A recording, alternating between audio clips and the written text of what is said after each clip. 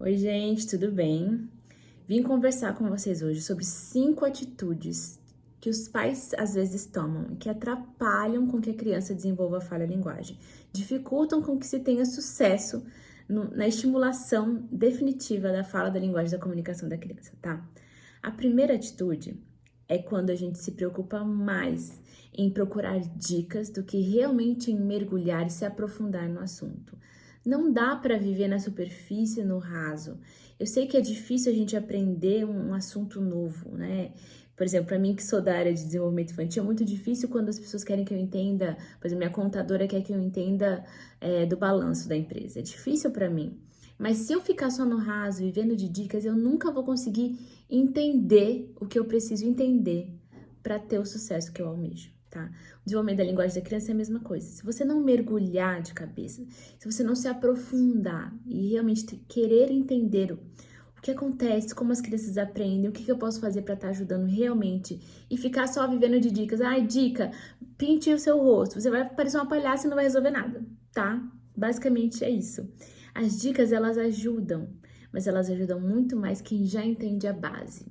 Quem quer só viver na superfície, tentando usar dicas após dicas, vai perder tempo patinando, sem conseguir tração, né? Sem conseguir fazer realmente o que precisa ser feito para sair do lugar, tá?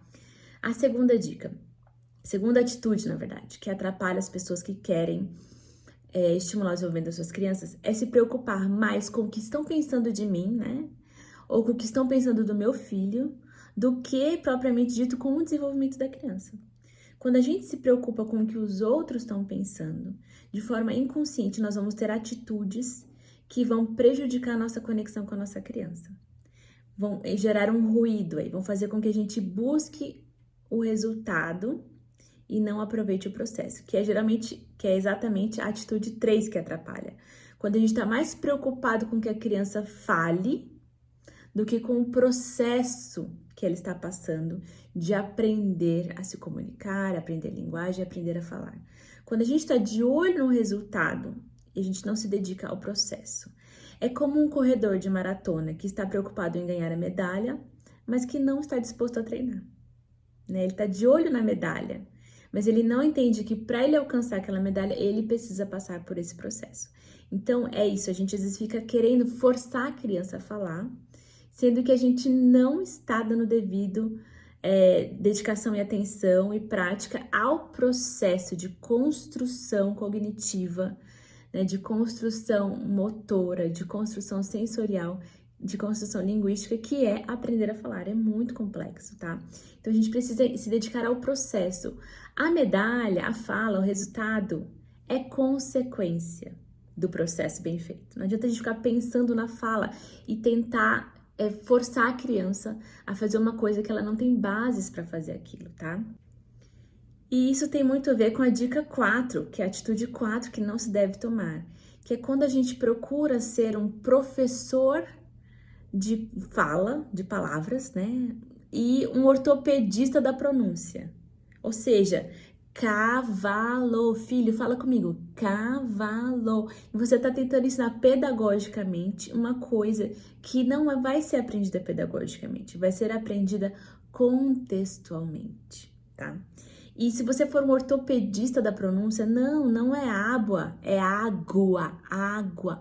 Você não vai estar validando o que a sua criança está comunicando, você não vai estar valorizando o que ela está produzindo e ela vai intrinsecamente estar mais desestimulada.